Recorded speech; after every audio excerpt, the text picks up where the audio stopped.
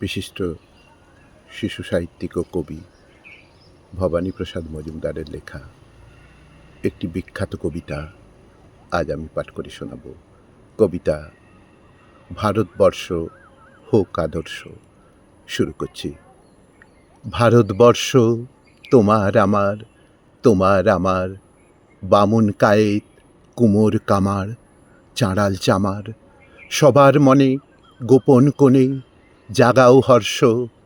ভারতবর্ষ, ভারতবর্ষ, ভারতবর্ষ, ভারতবর্ষ তোমার আমার, তোমার আমার, খেয়াল ভজন, ঠুংরি গজল, ধ্রুপদ ধামার, সবার প্রাণে মিলন গানে লাগাও স্পর্শ। ভারতবর্ষ, ভারতবর্ষ, ভারতবর্ষ, ভারতবর্ষ তোমার আমার, তোমার আমার, মায়ের ভাইয়ের, বাবার কাকার, দাদার মামার, সবার বুকে দুঃখে সুখে হোক আদর্শ। ভারতবর্ষ, ভারতবর্ষ, ভারতবর্ষ, ভারতবর্ষ তোমার আমার, তোমার আমার, ক্ষেত খামার, খনি ধনী, লোহা পিতল তামার, তবুও হেন দুঃখ কেন, কেন বিমর্ষ?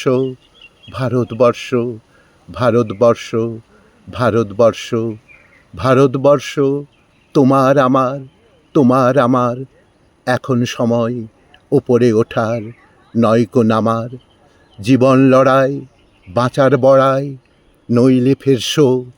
ভারতবর্ষ, ভারতবর্ষ, ভারতবর্ষ, ভারতবর্ষ তোমার আমার, তোমার আমার, শপথ জোটার, সামনে ছোটার, নয়তো থামার, নাও ন্যায় নীতি, শুভেচ্ছা প্রীতি, সুপরামর্শ। ভারতবর্ষ, ভারতবর্ষ, ভারতবর্ষ, ভারতবর্ষ, ভারতবর্ষ, ভারতবর্ষ।